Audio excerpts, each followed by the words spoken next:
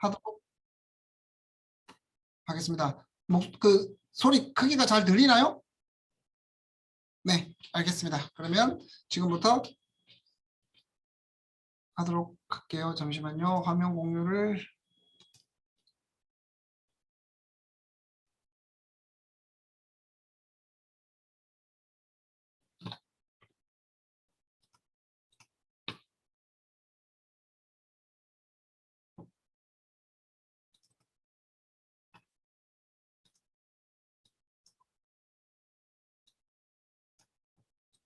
보이죠?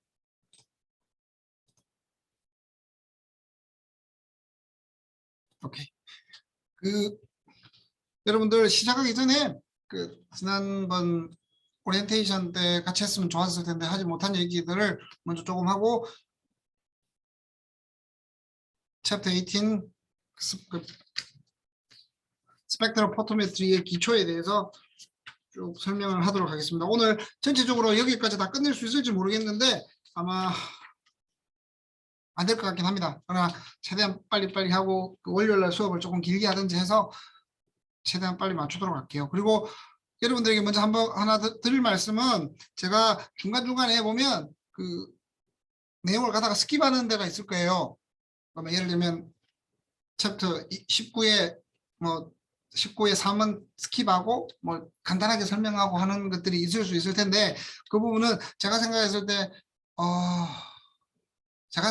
때 많이 사용하지 않을 거라고 생각되어지는 부분들은 그냥 간단하게 여러분들에게 설명을 하고 넘어가도록 할게요. 그건 제가 판단해 가지고 쭉 스케줄에 맞춰서 왔다 갔다 하면서 넘어갈 건 넘어가고 자세히 이야기하게 될 거는 자세히 이야기하고 하도록 하겠습니다. 자, 그러면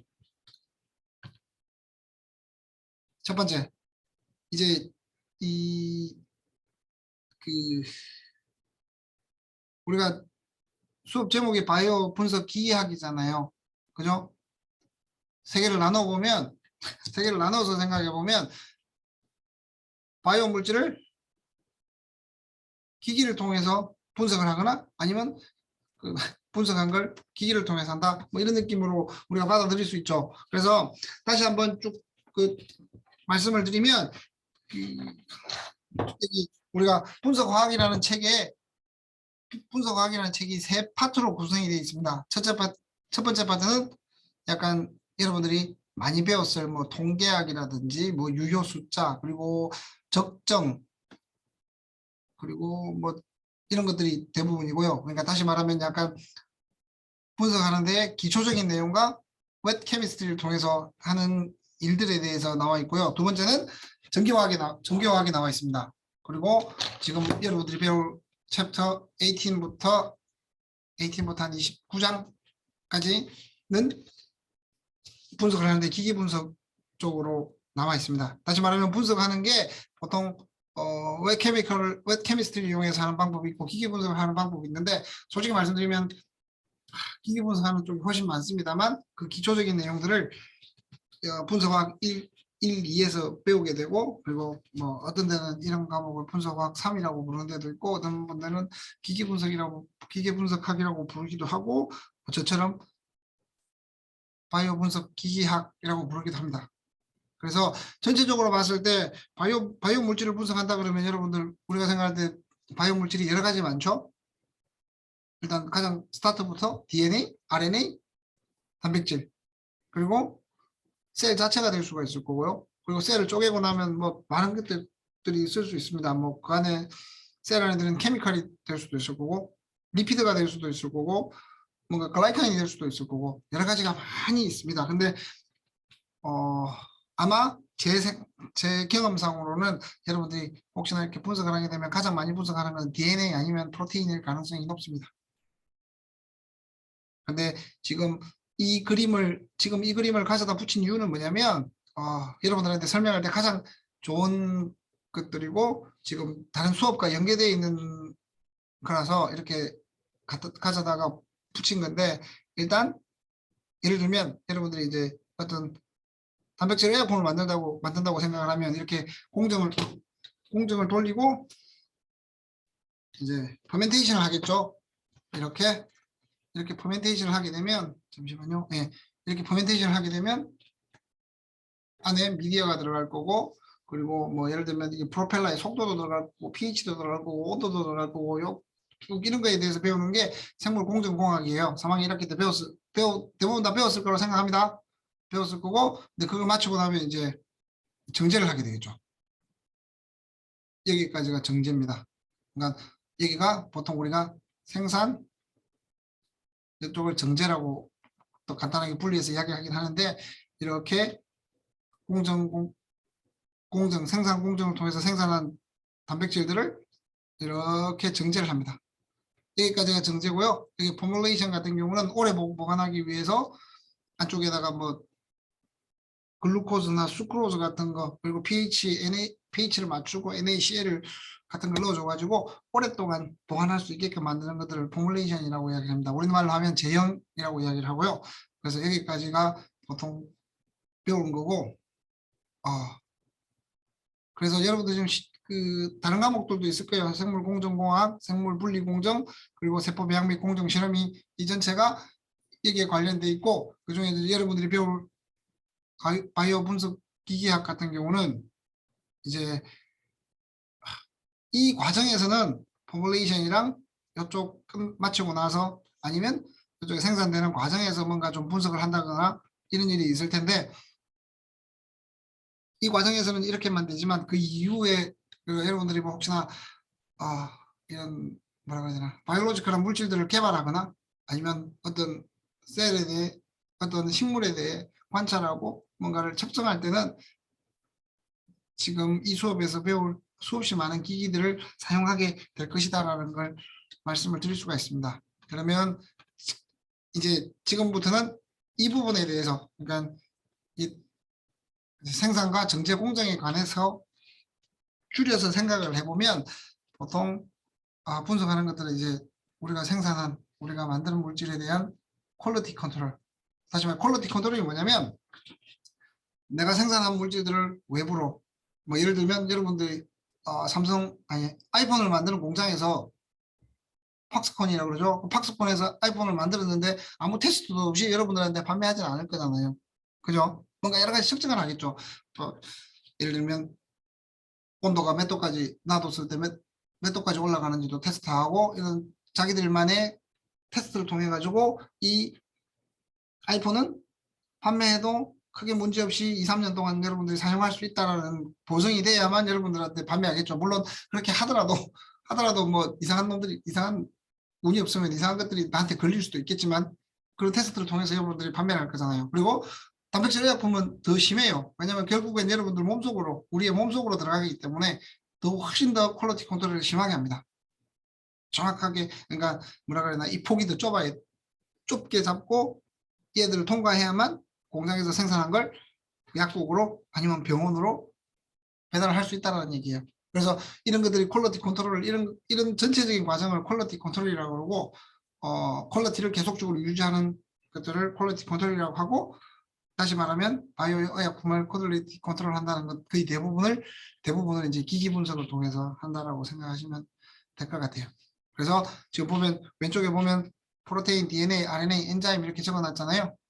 보통의 경우 얘들이 우리가 지금 생산하는 것들이 이런 의약품들이 이런 것들이잖아요. 거기다 플러스 스몰 케미칼 들어있긴 있긴 하지만, 그죠? 그래서 지금 현재 생산되는 대부분의 프로테인과 엔자임 같은 경우는 엔티바디, 항체가 될 거고, 최근에 DNA, RNA는 여러분들이 맞았던 코로나 백신이 포함이 되겠죠. 그죠? 근데 얘들을 퀄리티 컨트롤 하지 않고 생산되는 쪽 여러분들한테 전 세계적으로 이렇게 판매를 하고 보낸다 그러면 당연히 훨씬 더 문제가 많이 생기겠죠. 생산한 후에 얘들이 이전에 우리가 임상 실험 때 했던 퀄리티하고 비슷하다는 걸 꼭 증명을 해야만 이렇게 전 세계적으로 팔려나갈 수 있는 겁니다. 그래서 이런 퀄리티 컨트롤을 하는데 여러분들이 배울 분석 기기를 통해서 이런 일들을 주로 하신다고 생각하시면 될 것 같아요. 그러면 조금 전에 말했던 합성의약품이랑 바이오의약품을 비교해 보면 제가 이 비교를 왜 하냐고 하면 이제 시대가 합성의약품 시대에서 이렇게 넘어오겠죠. 그죠? 지금 넘어가고 있는 상황이잖아요. 그죠? 넘어가고 있는 상황이고 지금 제가 알기로는 이게 한 30% 정도 됩니다. 그리고 이거는 코로나 이전 시대에 30%한 27, 8% 정도 됐다고 그랬는데 지금 코로나 시대가 되면서 이게 더 훨씬 높아졌을 거예요. 왜냐하면 그 백신을 제외시킨 수치가 30%였으니까 아마도 훨씬 더 높아졌을 것이라고 생각을 하고 있습니다. 그래서 이제 얘들이 다시 말하면 얘 둘의 차이는 가격이 비싸고 가면 갈수록 가격이 비싸고 그리고 사이즈가 크기 때문에 봐야 될 게 훨씬 많습니다. 그러니까 봐야 된다는 말이 무슨 말이냐면 분석을 해야 될 종류들이 훨씬 더 많다라고 생각하시면 될 것 같아요. 그리고 합성의약품들은 우리가 제네릭 또는 한국말로는 복제약이라고 부르는데 미국 영어로는 바이오시밀라, 한국말로도 그냥 그대로 바이오시밀라로 읽어요. 이 차이는 뭐냐면 예를 들면 타미플루 말고 가장 간단한 아스피린을 여러분들에게 만들고 제가 만든다 그러면 전체가 여러분들에게 만들 수 있는 그 프로토콜을 주면서 일주일에 우리 각각 5mg씩 만들어서 봅시다 라고 이야기하면 여러분들 만들 수 있어요. 그래서 뭐 화학약품상에 가가지고 간단한 물건들을 사가지고 만들면 제가 만든 거랑 여러분들이 만든 거랑 친구가 만든 거랑 똑같아요. 그리고 오늘 만든 거랑 1년 후에 만든 거랑 2년 후에 만든 거랑 정말 정확하게 똑같이 만들 수가 있어요. 근데 얘들은 달라요. 똑같은 위치에서 제가 여러분들이 똑같은 기기를 가지고 똑같은 바이오 리액터를 가지고 만든 똑같은 미디어, 똑같은 셀을 가지고 만든다고 하더라도 똑같이 나오지가 않아요. 그래서 대략적으로 우리가 시밀러하게 만든다라고 얘기해요. 시밀러하게 만든다는 얘기는 그 구조랑 모양이 비슷하고 약효가 비슷하다. 그래서 어느 정도 그 범위 안에 들어오게 되면 시밀러하기 때문에 퀄리티 컨트롤이 됐다고 생각해서 이제 밖으로 내보내는 거죠. 근데 그러면 만약 합성화약품 같은 경우는 NMR이나 질량 분석기 이런 것들 한 세네 가지만 해보면 정확하게 이 구조가 맞구나 안 맞구나 라고 판단을 할 수가 있습니다. 그 차이고 이제 당연히 이렇게 넘어가게 되면 할 일이 훨씬 많아지니 가격도 비싸지겠죠. 만들기도 어렵고 해야 될 일도 많아지면 당연히 가격이 비싸지게 되겠죠. 그리고 뭐 이런 다른 내용들은 차지하더라도 다시 말하면 분석 기계학이 바이오 의약품으로 넘어가면 넘어갈수록 훨씬 더 많이 사용되어진다라고 생각을 하시면 될 것 같아요. 그러면 바이오 의약품을 분석할 때 어느 정도를 분석을 해야 됩니까? 라는 게 또 의문이잖아요. 그죠? 뭐 나중에 여러분들이 사용하는 것만 사용하게 되겠지만 그래도 전체적으로 어떤 부분을 다 우리가 분석을 해야 됩니까? 라고 물어보는 사람들이 가끔씩 있습니다. 그런데 정확한 정답은 없어요. 정답은 없고 이거는 좀 더 솔직히 말하면 허가를 내주는 시각처의 마음이에요. 근데 시각처는 웬만하면 아주 보수적으로 할 걸 더 하세요, 더 하세요, 더 하세요라고 이야기를 하지 절대 이건 스킵해도 돼요, 저건 스킵해도 되겠습니다라는 얘기는 잘 하지 않습니다. 그래서 제가 생각했을 때 지금까지 나와 있던 만약에 단백질 의약품을 만든다라고 하면 어느 정도의 분석을 해야 되냐, 기기를 통해서 분석을 해야 되냐라고 나와 있는 게 지금 오른쪽에 보시면 이게 CTP13이라는 이게 셀트리온이에요. CT가 셀트리온이라는 회사인데 다 알고 있죠? 모를 리는 없을 것 같고 셀트리온의 약자고 CT 셀트리온에서 13번째로 만든 바이오시밀라가 뭐냐면 인플릭시맙이라는 거예요. 인플릭시맙이라는 건데 인플릭시맙의 바이오시밀라를 가지고 여기 보면 지금 여기는 안 나와 있구나. 이게 그 미국 식약처는 FDA라고 그러고 유럽의 식약처는 EMA라고 그래요. EMA. 제 기억으로는 이 문서가 구글에 찾으면 그대로 나와요. 이 구글에 찾으면 이 문서가 전체 문서가 쭉 나오는데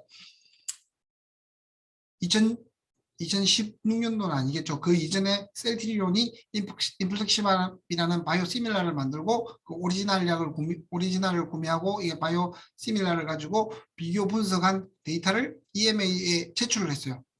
거기에 보면 다른 뭐 임상 결과도 있을 거고 중간에 동물 실험 결과도 있을 거고 여러 가지 결과가 있지만 그중에 이제 분석했다든지 그리고 셀 베이스로 그리고 기기 분석을 했던 내용이 이렇게 리스트로 나와 있습니다. 이것뿐만 아니라 저는 지금 위에 한 부분만 카피를 해가지고 카피 앤 페이스트 한 거고 이만큼이 그 밑에 또 있어요. 페이지가 넘어가는 바람에 그냥 한 페이지에 있는 것만 제가 이렇게 했는데 그 페이지만큼 또 한 페이지가 더 있습니다. 그러면 그 리스트들을 다 하면 대략적으로 시작지에서 뭐 크게 더 하라고 하지 않는 정도의 분석의 그 익스텐트라고 생각하시면 될 것 같아요. 많습니다. 아주 각각의 기술들도 고난이도 있고, 그리고 지금 여기서는 저는 기기 분석만 했는데 그 뒤에 가면 셀 베이스로 이제 뭐 톡식시티, 그러니까 뭐냐 독성도 확인해야 되고, 그리고 얘들이 뭐 어떤 특정한 단백질에 바인딩하는 항체라 그러면 그 바인딩을 어느 정도 하는지도 정확하게 확인을 해야 되고, 여러 가지가 많은 상황인데 그 중에서도 이제 여기서 제가 설명하고자 하는 건 이 정도의 익스텐트로 분석을 하게 되면 식약처나 뭐 EMA, FDA에서 대략적으로 오케이라고 말을 한다라고 생각하시면 돼요. 근데 매년 바뀌어요. 이게 또 바뀌는 이유가 뭐냐면 이 각각의 리스트에 대해서 새로운 기기들이 개발이 될 거잖아요. 그죠? 그러니까 새로운 최신 기술을 가지고 지원을 해서 그 분석을 한 다음에 그쪽에다 보고를 한다고 생각하시면 됩니다. 이렇게 분석한 결과를 보고할 때, 예를 들면 FDA나 허가를 받기 위해서 FDA나 EMA에 보고를 하려고 하면 여러분들이 실험에 썼던 그 팁의 닥터 넘버까지 다 적어야 돼요. 생각보다 힘들죠. 그죠? 그 정도로 세세하게 준비를 하고 이 모든 데이터들을 통합한 다음에 제출을 해야 허가를 받습니다. 그래서 허가받기가 쉽지 않다라고 이야기하는 거죠. 그래서 뭐 지금 현재 우리나라 바이오 시밀러 같은 경우는 우리나라 셀트리온, 삼성 바이오 에피스가 잘 만들고 뭐 다른 회사들도 만드는 회사들도 많은데, 그래서 허가받은 것도 많지만 진짜 오리지널 신약 같은 경우는 약간 힘든 이유 중에 하나가 아직까지는 이런 것들이 좀 부족하지 않나, 그리고 임상적인 데이터가 많이 쌓여지지 않아서 임상을 통과하기 힘들어서 그렇지 않냐라고 생각을 하고 있습니다. 다시 말하면 여러분들 구글에 한번 살짝 찾아보세요. 이거 외에도 뭐 다른 것도 있어요. CT 이플릭시만 말고 다른 것도 나와 있었는데 제가 지금 정확하게 기억을 못하겠는데 아마 CTP11인가 그럴 거예요. 그리고 여러 가지가 있으니까 구글에 찾아보고 대략적으로 어느 정도의 리스트가 되는지 한번 확인해 보시면 여러분들 느낌은 기기를 통해서 분석해야 될 것들이 많구나, 허가를 받기 위해서는 이라고 생각하실 거예요. 그거의 전체적인 기본적인 내용을 이 수업 시간에 배운다고 생각하시면 될 것 같아요. 자, 그리고 여러분들한테 소개할 게 하나가 뭐냐면 지금 아직까지 정확한 그거 나오지 않았어요. 한국화학공학회에서 생명공학 경시대회를 개최하는데 LG화학에서 후원을 해요. 그래서 지금 찾아보니까 올해는 아직까지 나오지 않았고, 내년에, 그러니까 작년에 지금 9월 정도에 충남대학교에서 개최를 했어요. 그래서 여러분들 중에 혹시나 나도 한번 도전해보고 싶다라고 생각을 하시면 한번 도전해보세요. 그리고 지금 여기서 나오는 그 주로 내용들이 뭐냐면 여기 나오는 것들이죠. 미생물, 분자생물학, 효성화학, 생물 물리 및 정제, 배양 및 생물 반응. 그래서 다시 이야기하면 이 수업, 생물 공정공학이랑 이 수업들이 다 연결돼서 여기에 출제된다고 생각하시면 될 것 같아요. 한번 긍정적으로 생각해 보세요. 그냥 이렇게 쳐다만 보고 있지 마시고 웃으면서 긍정적으로 한번 생각해 보세요. 아니면 이거 배우고 이거 제가 저도 여러분들 시절에 공부를 하다 보면 이런 것들에 뭐라 해야 되나, 뭔가 푸시가 들어오게 되면 더 열심히 하고 더 많이 남더라고요. 그래서 여러분들도 한번 해보고 싶으면 도전해 보시기 바랍니다. 그리고 이제 두 번째 제가 간단하게 말씀을 드리고 싶은 건, 저는 여러분들이 아시는 분도 있고 모르시는 분도 있겠지만 그 ALC나 LCMS를 통해 가지고 의약품을 분석하고, 그리고 뭐 그 외에 분석하는 방법을 개발하고 연구를 하는 사람입니다. 제가 주로 연구하는 테마가 LC 및 LCMS를 통한 의약품 분석법 개발 및 분석, 그리고 뭐 그 이전에는 우리가 아주 어려운 말로, 어려운 말은 아니지만 멀티오믹스를 이용한 단백질 의약품 타겟 발굴 뭐 이런 형태예요. 그냥 다시 말하면 분석기기 AC랑 ACMS를 가지고 할 수 있는 거는 다 한다라고 생각하시면, 연구를 다 한다라고 생각하시면 되고, 지금 현재는 의약품에 약간 치중이 되어 있는 상황이에요. 그래서 제가 오랫동안 의약품 개발하고 하는 쪽이랑 같이 연구를 많이 했고 계속적으로 이쪽으로 일을 해왔었는데, 이제 여러분들이 졸업을 하고 취직을 하게 되면 가장 필요한 그러니까 가장 필요한 게 아니라 뭔가 가장 필요한, 그러니까 여러분들을 고용하는 사람들 입장에서 볼 때 이거는 수고했네라고 생각할 수 있는 자격증이 이 두 개예요. 제가 생각할 때는 이게 원래는 화학 분석 기사를 여러분 많이 들어보셨죠? 그죠? 이 분석 기사는 아마 화학과 학생들 같은 경우는 시험을 보는 학생들이 많을 거고 1년에 3회, 4회 정도 하는 거 봐서는 아주 많이 하는 것 같아요. 그리고 바이오 화학 제품 제조 기사, 얘는 뭐냐면 몇 년 전까지는 이 자격증명이 생물 공정 기사, 생물 화공 기사인가 뭐 그랬었어요. 근데 옛날 이름이고 지금은 바이오 화학 제품 제조 기사로 바뀌었습니다. 그리고 1년에 한 번 정도, 한 2번 정도 시험을 치는 것 같고요. 그래서 그냥 구글에서 찾아서 이렇게 제가 카피 앤 페이스트 했는데 잘 고민해 보세요. 지금 여러분들이 배우는 방법, 여기 다시 말하면 여기서 배우는 것들을 가지고 이 시험을 치울 수 있습니다. 그리고 화학 분석 기사 같은 경우는 이제 여러분 화학과에서 하는 분석학 1, 2 같은 것들도 포함이 되겠죠. 주로 그냥 제가 이때까지 의약품 쪽 관련 연구를 하고 일을 하면서 느끼기에 여러분들에게 가장 필요한, 만약에 여러분들이 그쪽으로 가고 싶다 그러면 이 두 개의 기사 자격증을 가지고 가는 게 훨씬 좋지 않을까라는 생각해서 여러분들에게 소개시켜 드리는 거예요. 모르는 분은 없죠? 제가 얘기해도 처음 들었다고 생각하시는 분은 없을 거라고 생각됩니다.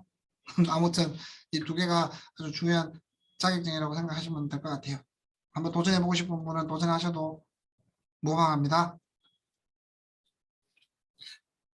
자, 그리고 제가 하나 말씀을 드릴 내용 중에 하나가 수업을 시작하거나 끝날 때쯤 되면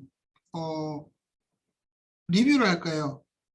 리뷰를 한다는 말이 무엇이냐면 지금은 리뷰를 하지 않았지만 첫 번째, 그러니까 다음 시간 앞쪽에 한 10분에서 15분 사이로 오늘 했던 내용들에 대해서 쭉 간단하게 리뷰를 할 예정입니다. 그러니까 수업 전체를 그냥 2시간, 3시간 다 수업을 하는 게 아니라 앞쪽에 한 10분, 15분 정도 이전 시간에 배웠던 내용들을 정리하고, 그리고 만약에 오늘 수업을 이렇게 했다. 그러면 끝나기 한 10분 전에 다시 오늘 배웠던 내용들을 정리하고, 그러면 리뷰를 2번 하는 게 되겠죠? 그죠? 그렇게 하도록 하겠습니다. 왜냐면 많은 학생들이 그렇게 리뷰를 해주기를 요청을 하시더라고요. 그냥 2시간 쭉 설명하는 것보다 그중에 한 10분, 20분을 띄어내서 여러분들이 필요한 내용들을 간단하게 정리하는 것도 여러분들이 이해하는 데 훨씬 더 도움이 될 것 같아서 앞에 10분, 뒤에 10분, 좀 길어지면 15분, 20분 될 수도 있겠지만 그 이전 시간에 했던 거, 그리고 그날 했던 것들에 대한 리뷰를 실시하도록 하겠습니다. 그럼 오늘은 앞에 배운 게 없으니까 리뷰를 하지 않고 그냥 다른 소개를 했고, 끝나기 전에 한 10분 전에 여러분들에게 리뷰하는 시간을 갖도록 하겠습니다. 됐죠? 자, 그러면 진짜 수업에 들어가도록 하겠습니다. 제가 글로벌 의학부 수업에 바이오 분석 기계학이라는 의약품 분석학이라는 수업이 있어요. 그 수업 듣는 보통 2학년들이 많이 듣는데 그 2학년들에게 이제 이런 거다라고 생각을 하면서 소개했던 거예요. 분석기기는 일단 이 그림을 보면 분석기기는 종류가 너무 많습니다. 여러분들이 가장 많이 들어본 NMR, 그리고 제가 가장 많이 사용하는 매스 스펙트로메트리, 질량 분석기, 그리고 우리가 들어보지도 못한 저도 처음 들어보는 것이요. NEXA FS 스펙트로스코피, UV 스펙트로스코피는 뭐 많이 한다라고 알고 있고, 그리고 여러분들이 들어보지 못한 이온 모빌리티는 질량 분석기와 연계된 분리하는 기기라고 생각하시면 돼요. 그리고 포텐시오메트리, 그러니까 전기화학을 통해서 이렇게 하는 거, 그 전류를 측정해서 뭔가 어떤 구조인지 뭐 어떤 건지 농도를 측정하는 거, 그리고 이미지 같은 경우는 우리가 제노그래프터라고 얘기하는데 암이 생성이 되어 있는 뒤에다가 뭐 내가 만든 항암제를 넣어주게 되면 얘들이 얼마나 줄어드는가, 아니면 얼마나 지연해서 자라는가, 이런 것들을 만드는 거 제노그래프터라고 그러는데요. 이렇게 사진을 찍어서 이미지를 통해서, 그러면 이게 암세포의 크기를 우리가 대략적으로 할 수가 있잖아요. 시간에 따라서 커지는지 작은지 확인할 수 있으니까 그런 것들을 통해서, 이미징을 통해서 분석을 하기도 합니다. 그리고 그냥 사진을 찍어가지고 이렇게 보여주는 경우도 있어요. 셀이 첫 번째는 뭐 TFME를 한 배 코팅을 해주니까 셀이 얼마 안 자랐는데 가면 갈수록 훨씬 더 많이 자더라. 16배를 하니까 눈으로 봐도 노란 게 훨씬 많죠. 그죠? 뭐 이렇게 정확한 수치로 나타내지 않더라도 뭐 트렌드가 이렇게 된다라고 보여줄 수도 있습니다. 근데 이걸 보여준 이게 어디서 왔냐면요. 그 분석하는 사람들이 가장 중요시하는 게 아니라 가장 하이 퀄리티의 저널이라고 생각하는 게 애널리티컬 케미스트리라는 저널이 있습니다. 미국 화학계에 소속되어 있는 애널리티컬 케미스트리라는 분석화학이라는 저널이 있고, 그 저널에 가장 최근 이슈에 대해서 이렇게 한번 쭉 리스트를 보고 그림을 따보고 하니까 이러한 것들에 분석을 했다는 것들이 논문으로 발표를 했습니다. NMR도 있고 매스 스펙트럼도 있고 여러 가지가 있었는데, 근데 여러분들은 지금 해야 될 것들은 뭘까요? 바이오 쪽으로 좀 더 치중을 할 거예요. 그렇다고 해서 아예 그 케미칼 쪽을 보지 않는 건 아니겠지만, 바이오 쪽으로 넘어가게 되면 NMR 같은 경우는 많이 보지는 않을 거예요. NMR은 케미칼들 많이 측정하는 거고, 단백질을 NMR로 측정하시는 분도 있는데, 저는 너무 어려워서 이건 좀 아닌 것 같다고 생각하는 사람이라, NMR은 주로 스몰 케미칼 쪽에 치우쳐 있고, 뭐 질량 분석기라든지 UV 스펙트로메트리, 여기는 안 나와 있지만 HPLC 같은 것들도, HPLC 분리 분석하는 것들도 많이 나오게 될 겁니다. 그래서 여러 가지 종류가 많고요. 여러 가지 종류가 많고, 이 중에서 여러분들이 이제 바이오 쪽, 그러니까 단백질, DNA, RNA, 뭐 셀 쪽으로 분석할 때 사용되는 기기들에 대한 기초 지식과 그 외에 이제 기기들을 사용하는 법, 해석하는 법에 대해서 배우신다고 생각하시면 될 것 같아요. 자, 그러면 맨 처음에 지금 우리가 18번째 장에서 배우는 게 분광 광도법입니다. 영어로 계속 적어놔서 제가 분광 광도법. 여러분들 왜 교수님 그냥 한글로 쓰시면 되지 계속 다 영어로 쭉 쓰세요라고 얘기하는데, 계속 이런 형태의 그건 영어로 나갈 거예요. 왜 영어로 쓰냐면 나중에 여러분들 읽을 때 대부분 다 영어로 읽어야 돼요. 그래서 영어로 이야기를 하는 거예요. 뭐 말까지 영어로 하게 되면 저도 힘들고 여러분도 피곤할 것 같아서 말은 영어로 하지 않지만 한국말로 하지만, 이렇게 단어들이라든지 이런 그 강의 자료는 다 영어로 계속 만들어서 줄 건데, 뭐 중간중간에 필요한 것들은 한국말로 고치도록 할 거예요. 그리고 그러면 교수님 시험은 영어로 봅니까? 라고 하는데, 한글로 써줄 거예요. 한글로 쓰고 중요한 단어만 영어 단어로 적어 넣는 그런 형태가 될 테니까 크게 걱정 안 하셔도 될 겁니다. 뭐 이해를 못해서 시험 문제를 못 푼다든지 숙제를 못 한다든지 그런 것보다는, 만약에 여러분들이 그런 기기를 사용하게 되면 대부분 다 영어로 읽어야 되기 때문에, 영어로 다 모든 것들이 다 나오기 때문에, 뭐 예를 들면 설명서도 영어, 그걸 가지고 만들어 놓은 애플리케이션 노트도 영어, 다 영어이기 때문에 이렇게 영어로 적혀 있는 교재를 가지고 수업을 한다라고 생각하시면 될 것 같아요. 자, 첫 번째 컬러리미터메트리라고 이야기하는 게 말 그대로 이제 뭐 뭔가 색깔을 가지고 하는 거라는 느낌이 들죠? 그리고 이거 말고도 칼로리미터가 있어요. 칼로리미터는 이게 이제 열을 재는 거예요. 열. 근데 이거는 칼라를 재는 거라고 생각하면 돼요. 분광 광도법, 즉 스펙트로포토메트리의 가장 위에 있는 게 컬러리미터. 미터리라고 생각하시면 돼요. 우리말로는 제가 정확하게 어떻게 표현하는지 모르겠는데 컬러리미터라고 매트리라고 생각하고 다시 해석을 해보면 어떤 아날라이트의 농도를 칼라 솔루션이 그 아날라이트가 녹아 있는 솔루션의 칼라가 변하는 걸 가지고 농도를 알아내고 측정하는 걸 컬러리미터라고 이야기한다. 네, 단어가 그런 거예요. 그러면 컬러리미터는 이제 두 가지로 나눠요. 난 인스트루멘탈 메소드, 기기를 사용하지 않는 거. 두 번째는 기기를 사용하는 거. 근데 그 대표적인 기기가 스펙트로포토메트리라고 생각을 하게 되면 이렇게 두 개가 나뉘게 되는 거죠. 자, 그러면 스펙트로포토메트리를 한번 봅시다. 컨센트레이션을 측정하기 위해서 빛을 사용하는 모든 어떤 기기들을 스펙트로포토메트리라고 이야기합니다. 다시 올라가면 여기도 어찌 보면 스펙트로포토메트리예요. 그냥 줄여서 스펙트로스코피라고 적어놓은 건데 여기는 UV, 울트라바이올렛 레이저를 사용했다는 얘기고 여기는 지금 NEXAFS인데 이 지금 여기 보면 이 기기를 자기들이 그냥 줄여서 NEXFS라고 달아놓은 것 같아요. 그러면 이런 기기들을 스펙트로포토메트리라고 전체를 통칭한다라고 생각하시면 되고 그리고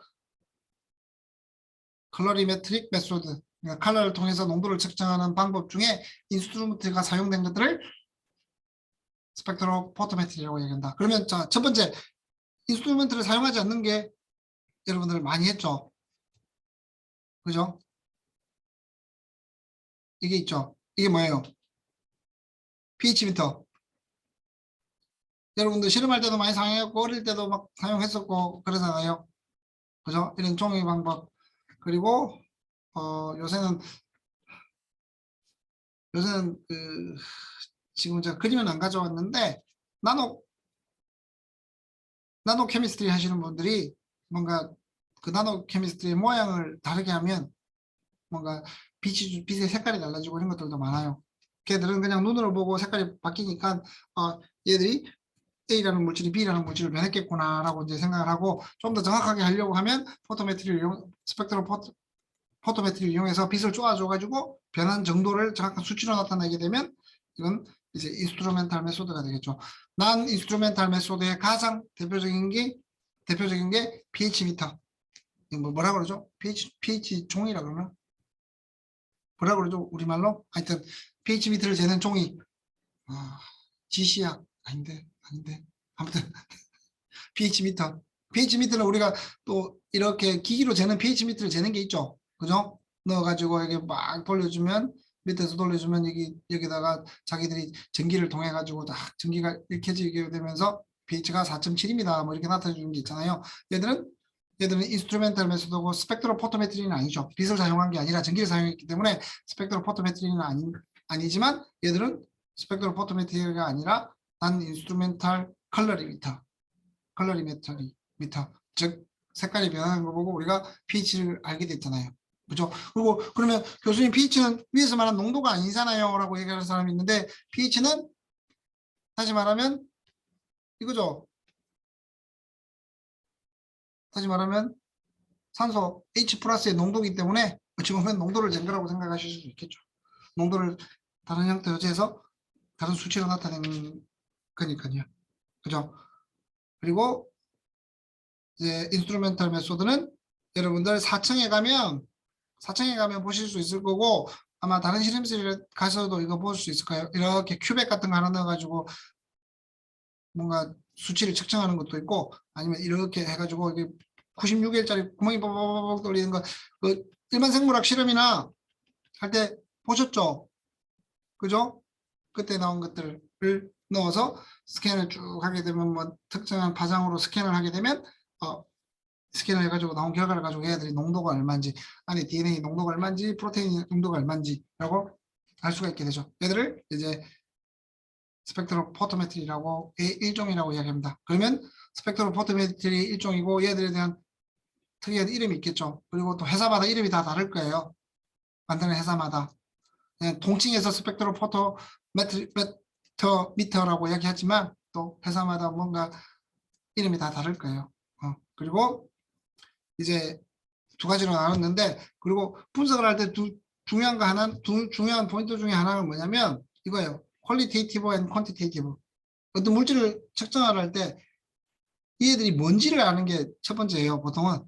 그런 다음에 얘의 농도를 알아가는 거죠. 그죠? 다시 보면 이걸 이용한다 그러면 얘들은 퀄리테이티브한 상황에서는 우리가 pH를 측정하는 거니까 안에 H 플러스 이온이 들어있다는 걸 알고 있잖아요. 뭐가 들어있는지. 뭐 다른 게 들어있지만 우리가 목적으로 하는 것은 퀄리테이티브하게 생각했을 때는 여기는 H 플러스가 들어있다는 걸 알고 있는 상황이라서 뭐 다른 일을 하지 않더라도 이 지시학을 통해서 pH, 즉 H 플러스의 농도를 측정을 할 수 있지만, 다른 것 같은 경우는 일단은 보통의 경우는 얘가 무엇이 안에 뭐가 들어있는지, 들어있는 얘가 뭔지, 그리고 내가 측정하고자 하는 게 뭔지를 먼저 디파인을 해야 됩니다. 그런 다음에 농도를 측정하는 게 보통의 분석의 순서고요.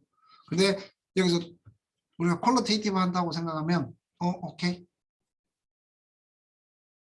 내가 만든 아까 마찬가지 셀트리온에서 만든 인플릭시맙 바이오시밀라 CT013이라고 생각해 봅시다. 오케이? 안에 우리가 CT013이라는 걸 들어있는 건 알고 있어요. 그러면 퀄리테이티브한 게 끝났냐? 아니죠. 정확하게 들어있는지를 확인해야 되죠. 시퀀스가 어떻게 들어있고 모양의 구조가 어떻게 돼 있고 얘들이 바인딩을 어떻게 하고, 이제 여기서 분화가 되는 거죠. 농도를 아는 것도 이렇게 되지만, 농도를 알아내는 것도 중요한 포인트가 되겠지만, 다시 얘들이 구조가 하나가 아니기 때문에 어떤 구조로 어떠한 형태로 있는지를 알아내는 것들도 퀄리테이티브라고 생각하시면 될 것 같아요. 그러니까 예를 들면 온도를 높여주면 얘들이 이 항체의 모양이 어떻게 몇 도씨에서 이렇게 꼬이면서 무너지는가, 이런 것들도 고민을 해야 되고요. 그리고 단백질의 항체 단백질의 시퀀스가 정확하게 들어있는가, 아니면 글라이칸이 정확한 형태로 어떤 글라이칸들이 들어있는지, 붙어 있는지, 한 종류가 아니라 여러 종류가 있기 때문에 어떠한 형태로 존재하는지에 대해서 분석을 하는 것도 이 퀄리테이티브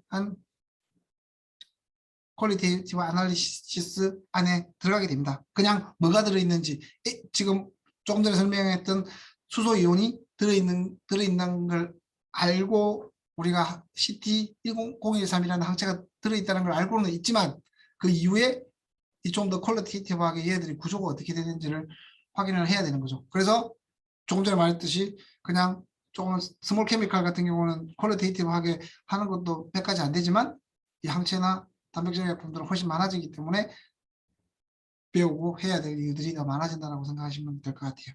케미칼 같은 경우는 이 두 가지만 딱 하면 되는데, 다른 쪽은 좀 더 넓은 범위의 퀄리테이티브 애널리시스를 수행을 해야 됩니다.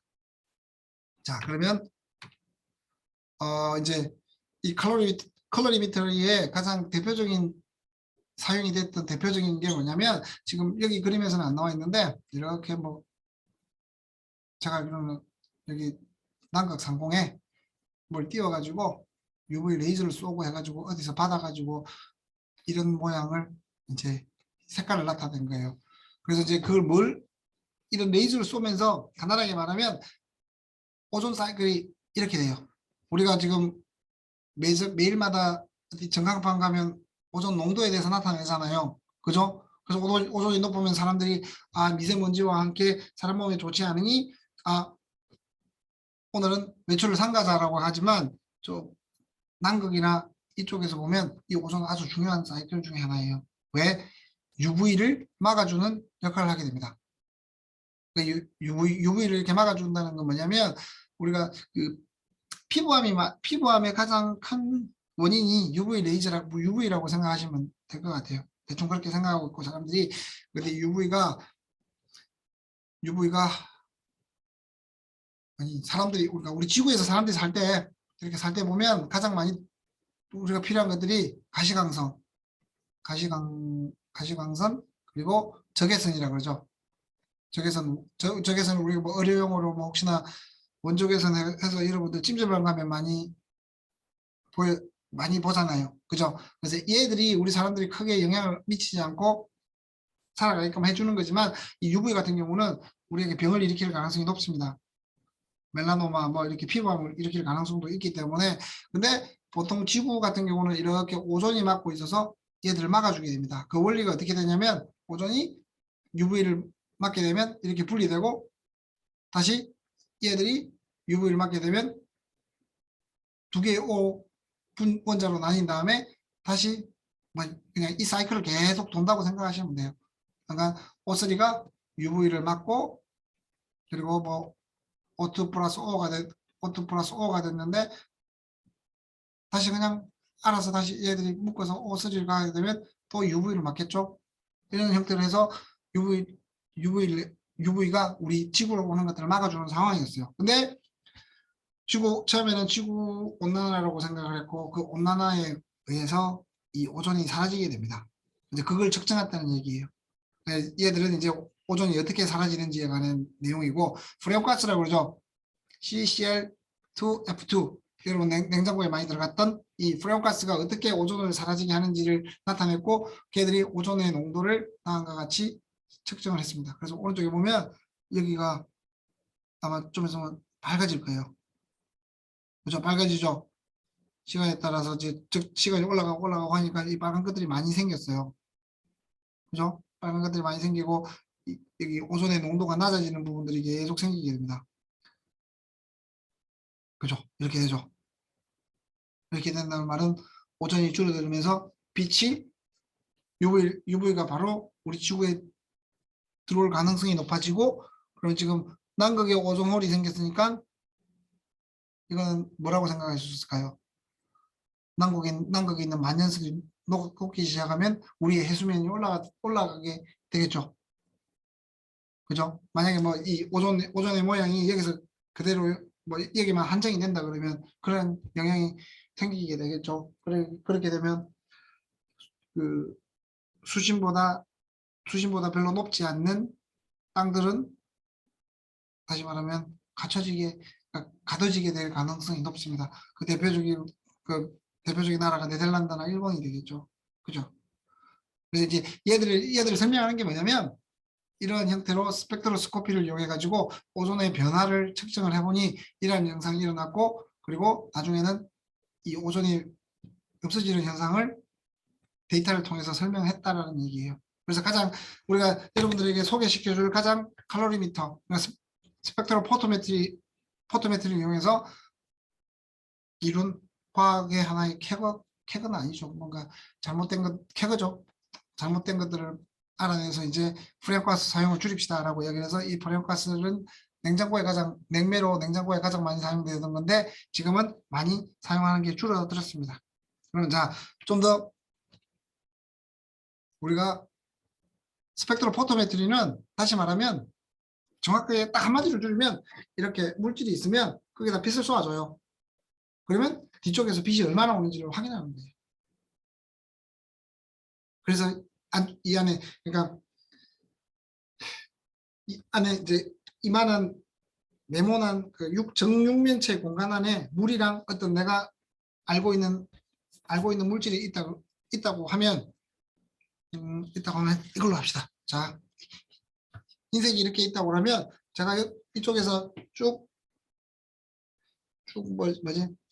빛을 쏘게 되면 특정한 파장에 빛을 쏘게 되면 바깥쪽에 얼마나 도달하느냐 하는 거죠. 그죠?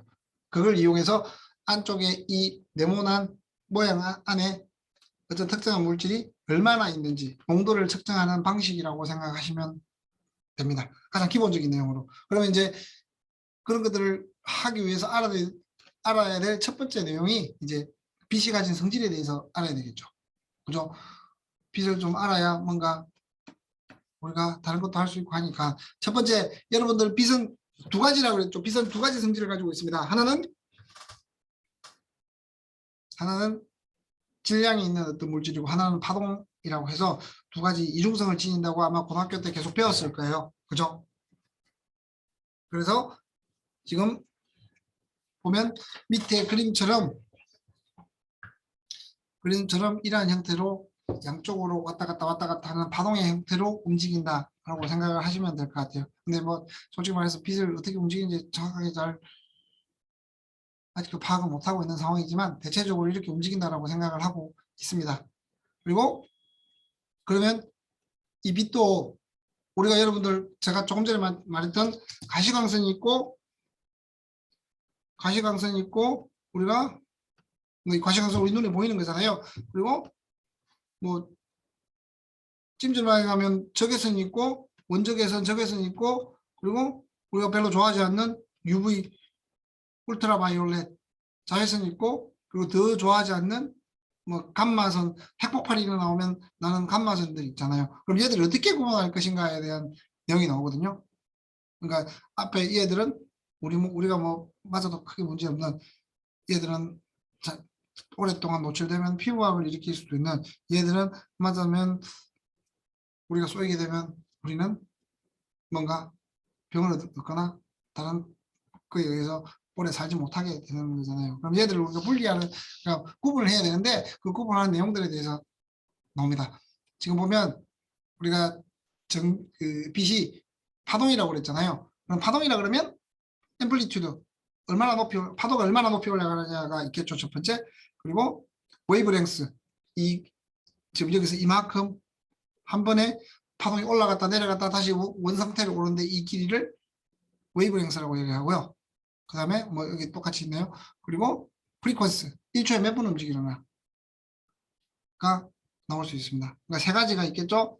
얼마나 높이 올라갔다 높이 내려가느냐 땅속이 아니라 얼마나 높이 올라갔다 얼마나 깊게 내려가느냐 그리고 한 번에 얼마나 길게 가느냐 그리고 1초 동안 얼마나 빨리 몇 번 움직이느냐 이 세 가지가 빛의 파동, 뭐 다른 파동들도 똑같지만 빛이 가진 파동의 세 가지 가장 기본적인 프로퍼티라고 생각하시면 될 것 같아요. 그래서 웨이브랭스가 프리퀀시 같은 경우는 헤르츠라고 그러는데 헤르츠는 초당 몇 번이라는 얘기입니다. 그리고 1메가헤르츠면 뭐 계산하는 방식이고요. 그래서 여기까지 세 가지를 가지고 빛의 그러니까 보통 파동의 성질도 이렇게 표현을 하는데 빛도 파동의 일종이라고 생각을 하게 되면 저 세 가지로 대략적으로 구분하고 설명을 할 수 있다라는 겁니다. 자, 그러면 여러분들 잠시 10분 쉬었다가 8시에 다시 시작하도록 하겠습니다. 커피를 한 잔을 마시든지 해주세요.